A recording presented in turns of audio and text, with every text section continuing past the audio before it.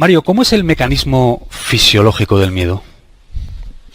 Pues es un mecanismo sumamente complejo, porque ten en cuenta, Jesús, que nosotros pertenecemos al 0,1% de las especies de las que existe registro fósil y que todavía siguen vivas.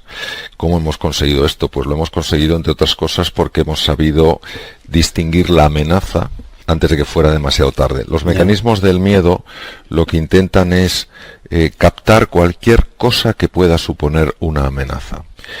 Esto que está muy bien desde el punto de vista físico, porque nos puede dar recursos cuando nos enfrentamos, por ejemplo, a un depredador, se convierte en un problema cuando la mente o ciertos compartimentos de la mente utiliza estos mecanismos para generar unos miedos que los vivimos como reales y que son simples alucinaciones, son simples espejismos que la mente es capaz de crear. Y por eso, pues hay personas perfectamente capaces de hacer frente a un montón de desafíos, pero el miedo les atenaza, el miedo les esclaviza, ¿no? Entonces la anatomía del miedo es una anatomía que tiene un sustrato neural, un sustrato también en el cuerpo, un sustrato fisiológico, pero que también tiene un enorme componente mental. Entender la relación entre los dos espacios creo que es importantísimo para vivir con más confianza, con más ilusión y con más serenidad. Oye, en mayor o menor medida, todo ser humano tiene este miedo primario y visceral a no ser aceptado, ¿no? A no ser suficiente, a no estar a la altura. ¿Cómo hacemos para gestionar esto? Fíjate, yo diría, Jesús, que el miedo es incluso más profundo que eso. Es un miedo que de orden ontológico, es decir, metafísico, va más allá de lo que es puramente físico. Tú ten en cuenta que una de las grandes diferencias que nosotros tenemos con los animales es la autoconsciencia, la capacidad reflexiva de darnos cuenta de las cosas. Un animal, bueno, nace, va creciendo y llega un momento en el que envejece y muere, pero no tiene esa constancia de la muerte que tenemos nosotros. Y llega un momento en el que nos damos cuenta que las cosas son perecederas, que yo tengo unas arrugas que ayer hace unos años no tenía, que me duele algo que cuando era más jovencito no me dolía. Tengo que ir a funerales de padres, de amigos míos, tengo que asistir a entierros, y el concepto de la muerte es algo que está muy dentro del ser humano. ¿Qué ocurre? Que esta sensación de vivir en la intemperie, esta sensación de estar solos, esta sensación de que todo pasa y todo cambia, hace que uno de los sistemas más potentes para reducir esa sensación de soledad sea encontrar amparo, encontrar cobijo. ¿Dónde lo encuentras?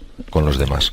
¿Cuál es el otro lado de la moneda? El otro lado de la moneda, o el otro lado en este caso el filo de la espada, está en que a veces con ese deseo de encontrar cobijo en los demás nos quedamos muy esclavizados por la opinión, y llega un momento en que esa opinión se convierte para nosotros en lo que nos mueve, ¿no? Y ahí es donde yo creo que tenemos que mejorar. ¿Tú crees que pensamos demasiado, Mario?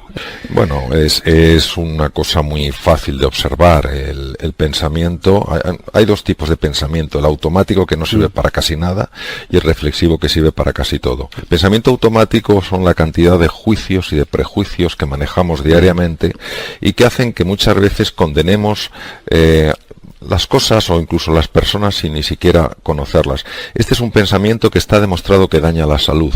Por sorprendente que parezca, este tipo de pensamiento daña la salud porque genera muchísima tensión, genera mucha ansiedad, genera un montón de angustia, y esto repercute en el cuerpo.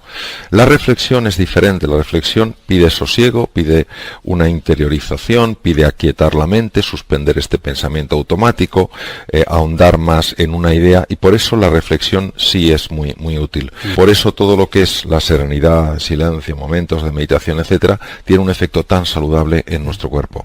Que haya tantas empresas de éxito en Silicon Valley, aparte de por otras muchas razones, es porque el ambiente es propicio a eso, ¿no?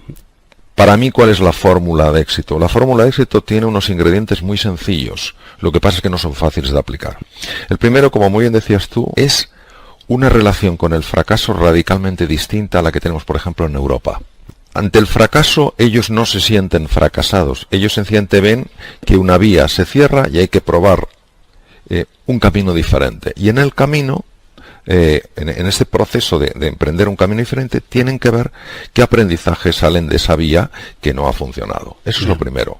El impacto del fracaso en Europa y sobre todo en muchos países del arco mediterráneo es tremendo. O sea, una persona fracasa y se siente fracasada. Estigmatizada ya, ¿no? Y el propio contexto la apunta con el dedo, etcétera. Ese es el primer punto. El segundo ingrediente es la cooperación. Yo he visto unos niveles de cooperación en Silicon Valley y sé que los hay en el MIT espectaculares. Sí. Entonces esta cooperación está muy basada en el tercer ingrediente, que es la generosidad. La generosidad como deseo de ayudar al otro a crecer.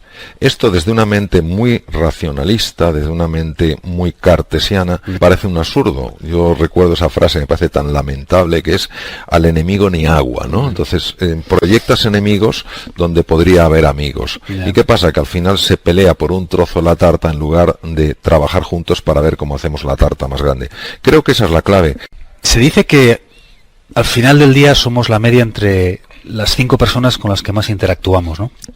No sé si son 5, 6 o 10 las personas que de alguna manera nos impactan tanto, pero no cabe duda que es así. Y es así, entre otras cosas, por el descubrimiento hace unos años en la Universidad de Parma, en el norte de Italia, cerca de Milán, las neuronas espejo. Neuronas que son capaces de reproducir en nosotros el estado emocional de otra persona. Cuando tú estás rodeado de personas que tienden a ver la vida de una forma muy negativa, muy pesimista, por vía inconsciente, sin que tú te des cuenta, a ti eso te va afectando. Entonces, esa es una de las razones por las que es tan importante rodearse de gente positiva. De gente, por lo menos, que tienda a ver las cosas con un punto de ilusión, con un punto de alegría. Ahora, también es verdad esa situación que se produce, que es que una persona tiene que convivir con un familiar que a lo mejor tiene una depresión. Yo en este caso lo que diría es lo siguiente: no puedes cuidar de los demás si no te cuidas de ti mismo. Es decir, hay veces que estas personas creen que tener espacios para cuidarse, para recuperarse de algo que desgasta tanto como es prestar atención o estar al lado de una persona que tiene una enfermedad que genera mucho desgaste, sea un Alzheimer, sea distintas veces de Parkinson, sea una depresión, etcétera, pueden pensar que dedicar tiempo a ellas es egoísmo. Yo creo que eso está muy mal entendido. Tú no puedes cuidar a los demás si estás lleno de frustración, si estás agotado, si estás que no puedes más. Entonces, yo lo que haría sería eso, es decir, asumir que esta es una prueba de amor, tener que cuidar de una persona que en ese momento necesita que se la quiera, cuando a lo mejor hace lo opuesto que nos gustaría que hiciera, y a veces protesta y nada es suficiente. Y por otro lado, la importancia extrema de que esas personas que están cuidando de otros también se cuiden de sí mismas. ¿Qué es la neuroplasticidad? La neuroplasticidad es el descubrimiento más importante que se ha hecho en neurociencias. Hay que tener en cuenta que el cerebro es una estructura de una complejidad tremenda, ¿no? Y que siempre se había dado por hecho que las neuronas a partir de cierta edad prácticamente no se modificaban. Bueno, había algunos cambios en los receptores, en la membrana, etcétera, pero no mucho más. Don Santiago Ramón y Cajal ya intuyó hace muchísimos años que la neuroplasticidad era un hecho. No lo podía mostrar porque hace falta una tecnología muy sofisticada, pero él lo intuyó. Era una persona, no solo un gran científico, sino una persona con una gran visión, ¿no? Y la neuroplasticidad es la capacidad del cerebro de moldearse desde la mente. ¿Qué quiere decir? Si yo introduzco, vamos a utilizar una analogía muy pobre pero que nos puede servir. Si yo considero que el cerebro es un ordenador, lo que es el hardware, la parte física del ordenador, y la mente es el software, es decir, el disco, el programa que yo incluyo, pues claro, yo puedo entender perfectamente que lo que dé ese hardware depende también del software. Pero no se me ocurriría pensar que el software tiene la capacidad de cambiar físicamente el cerebro, el ordenador. Sin embargo, la mente sí tiene la capacidad de cambiar físicamente el cerebro.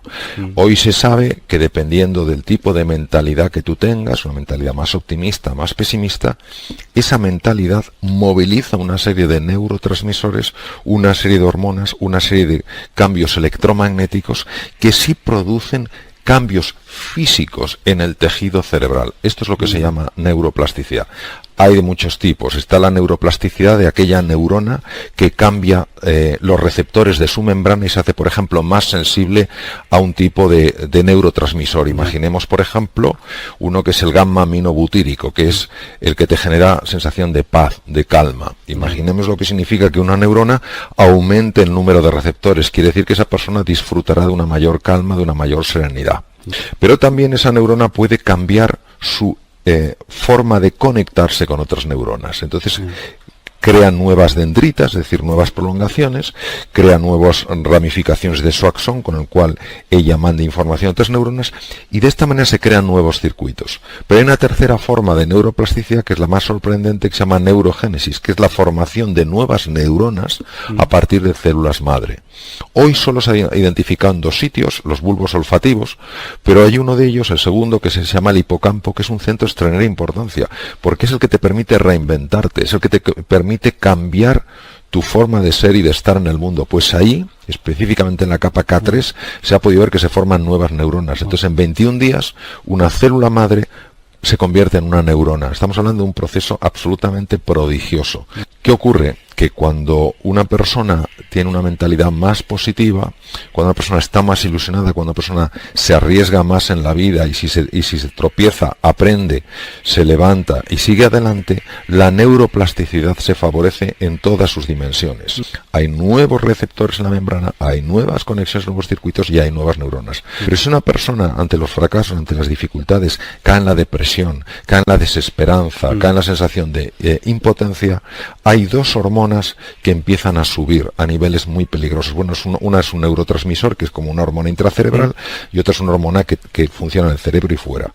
El neurotransmisor es el glutamato. Entonces el glutamato, cuando una persona está muy tensa, muy nerviosa, o llena de ansiedad, yo no puedo con esto, no sé qué, y se queda allí, y se queda ahí tal cual, empieza a subir. Y el cortisol empieza a subir. El cortisol entra también en tejido cerebral. La combinación de los dos llega a matar neuronas. O sea, primero bloquea todo el proceso de neurogénesis, pues que además mata neuronas. Entonces es un ejemplo claro de cómo la mente es capaz de afectar físicamente al cerebro. Al cerebro. Y hacerlos más listos. Claro, tú te haces más listo porque la inteligencia es la capacidad de resolver problemas y adaptarte. Si tú tienes neuronas que están más conectadas, neuronas que comparten más información, neuronas que trabajan mejor, indudablemente tu capacidad de resolver problemas, tu capacidad de adaptarte aumenta. Claro. Háblame de Elizabeth Kubler-Ross. Bueno, Elizabeth Kubler-Ross es una mujer ya afortunadamente bastante conocida, psiquiatra, discípula de Carl Gustav Jung, suiza, y esta mujer se fue a los Estados Unidos y fue la primera mujer que se atrevió a hacer un estudio de las emociones de las personas, de los enfermos que estaban muriéndose. Esto generó un problema enorme porque, bueno, no gustó nada ese tipo de estudio, la despidieron, pero había tenido tanto impacto su primer libro que se montó una especie de motín social y la tuvieron que readmitir. Y esta mujer, los mensajes que manda, que son potentísimos, dice que una de las cosas que más le impresionó cuando acompañaba a personas cuando se estaban muriendo es con qué frecuencia le decían: me habría atrevido más en la vida. En lugar de recordar algo que no había funcionado, algún fracaso que habían tenido, lo que recordaban sobre todo, desde esa nueva perspectiva que tiene que dar ese momento, que en algún momento todos pasaremos por él, fue: qué pena, ahora veo con claridad que me tenía que haber atrevido más. Dinos 2 o 3 consejos para los padres que están ahí fuera, que creas que puedan ayudarles a darles más confianza a sus hijos o a ser adultos más valientes. Bueno, yo sé que ser padre es precioso y no es fácil. Yo diría que el lema, por lo menos que intento seguir en mi vida, lo mejor que sé es: darles raíces para crecer y alas para volar. Es decir, las raíces para crecer es darles unos sólidos valores, unos sólidos fundamentos para que no anden a la deriva por la vida. Hoy en una sociedad donde parece que todo vale, no podemos olvidar que un valor es aquello que perfecciona una persona y no depende de la cultura, depende de nuestra humanidad, de cómo somos como seres humanos. Entonces, lo primero, esas raíces son los valores por las que tienes que estar dispuesto a dar la cara y asumir la pérdida que va a implicar el que des la cara por ellos. Esos valores solo se los vas a transmitir si tú los vives. Ese otro es el ejemplo. Y luego, alas para volar, es decir, que hay que favorecer que nuestros hijos tengan oportunidades para equivocarse, para aprender y para salir adelante. A veces nuestro deseo de protegerles de todo hace que esas alas no se abran. Y queremos que sigan exactamente un camino. No. Nosotros tenemos la suerte de tener una vida, dejemos que ellos tengan la suya. Obviamente, si están haciendo algo que nos parece que es peligroso, es nuestra obligación, nuestra responsabilidad marcárselo. Pero eso de que tienes que hacer la misma carrera que he hecho yo porque eso es tradición en la familia, o no te dediques a la música, o no te dediques tal, que te morirás de hambre, me parece que es una cosa que no lleva a ningún sitio. ¿Cómo pasa alguien de la cirugía y la medicina a comunicar sobre motivación, sobre liderazgo y todas estas cosas de las pues que hablas? pasas cuando te das cuenta que eso es parte de la medicina. Cuando te das cuenta que la medicina no solo es hacer un buen diagnóstico y llevar a cabo una buena intervención quirúrgica, sino que la medicina es también y sobre todo no perder de vista jamás que delante tienes un ser humano, no un caso clínico interesante. Y si tienes un ser humano, pues lógicamente tienes que conectar, encontrarte con ese ser humano. Tienes que tener la capacidad de ponerte en su lugar, entender su sentir y ayudarle a aflorar ese potencial, esos recursos que todo ser humano tiene. Entonces es natural, dentro del proceso de hacerse médico, tener esta inquietud. Por eso me sorprende que algunas personas esto no lo ven, que la medicina es algo exclusivamente de orden científico y técnico y que no tiene ningún componente humanista. Yo creo que es científico, técnico y humanista. Sé que eres un lector voraz. ¿Ha habido algún libro en tu vida que te haya marcado especialmente o que haya significado un punto de inflexión en cómo ves la vida? Yo leo mucho, es verdad. Llevo muchos años leyendo mucho. Un libro que me marcó mucho fue un libro del profesor Pedro Laín Entralgo, gran médico, extraordinario antropólogo, catedrático de Historia de la Medicina de la Universidad Autónoma de Madrid. Se llamaba La relación médico-enfermo. Ese libro me marcó mucho porque precisamente hablaba de esto, hablaba de hasta qué punto el encuentro con otro ser humano, la comunicación, la relación entre el médico y el enfermo tenía una capacidad sanadora, ¿no? La investigación reciente en el campo de la psiconeuroendocrinoinmunología demuestra claramente esto. Es decir, el encuentro con otro ser humano, que un ser humano se sienta cobijado, entendido, comprendido, querido, moviliza un montón de hormonas enormemente positivas, baja aquellas que son negativas y favorece todo el proceso de recuperación del organismo y entre ellos la actuación del sistema inmune, que es el que nos defiende frente a bacterias, virus y tumores. Es decir, hoy no hay duda desde el punto de vista científico que la relación médico-enfermo, cuando es una relación cordial, amistosa, afectuosa, llena de respeto y de consideración, es en sí misma, por sí misma, sanadora. Cuando oyes la palabra exitoso, ¿qué persona te viene a la mente y por qué? Me viene cualquier persona que, independientemente del cargo que ocupe, se siente agradecido por estar viva. Dime algo de lo que estés convencido, pero que no puedas probar. ¿Hay algo? Sí, yo estoy convencido que hay una inteligencia.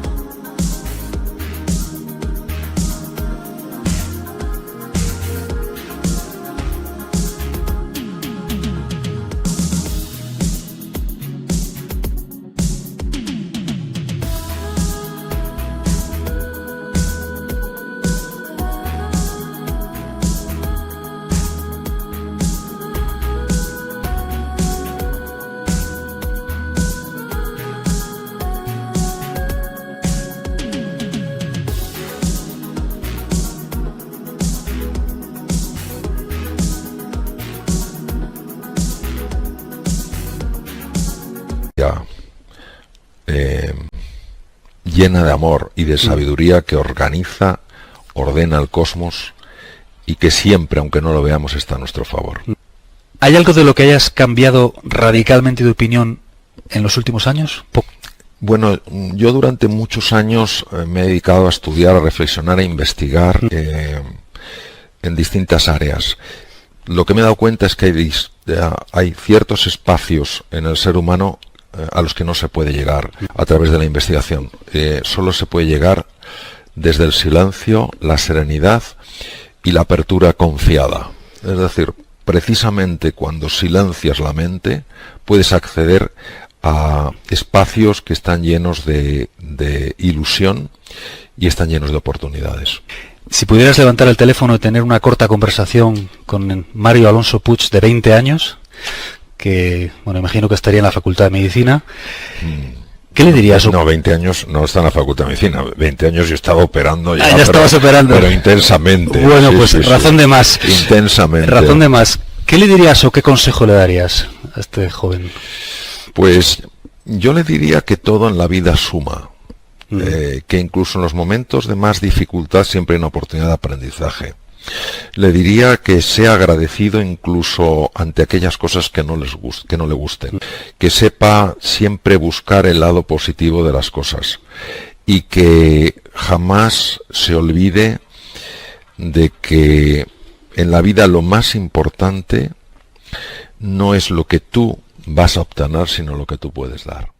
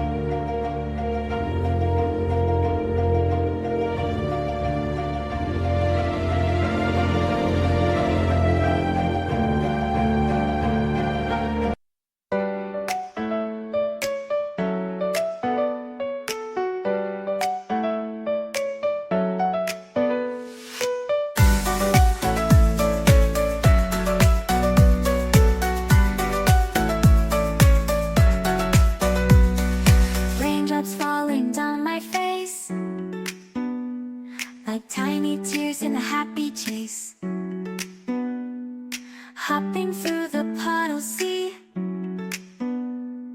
colors dancing wild and free.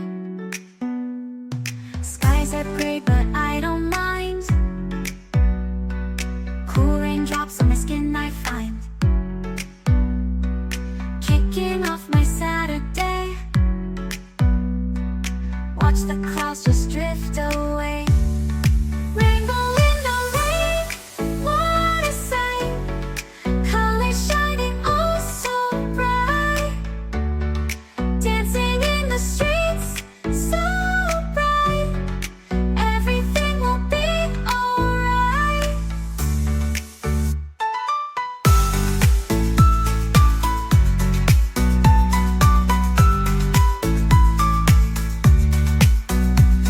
Umbrella spinning, twirling round, a colorful halo on the ground, music playing on the sand,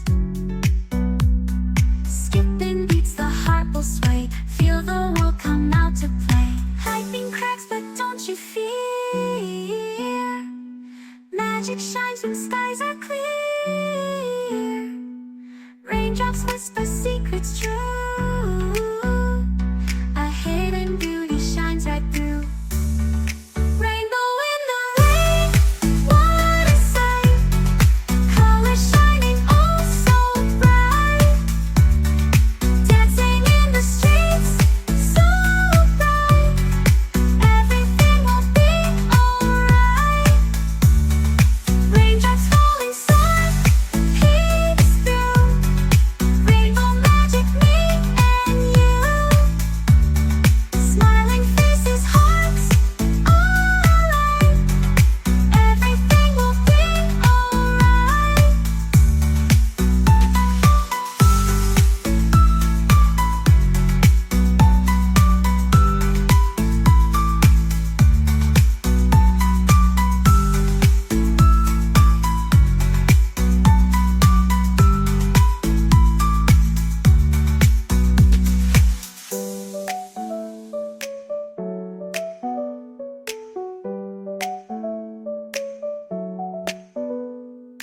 Raindrops falling, sun peeks through,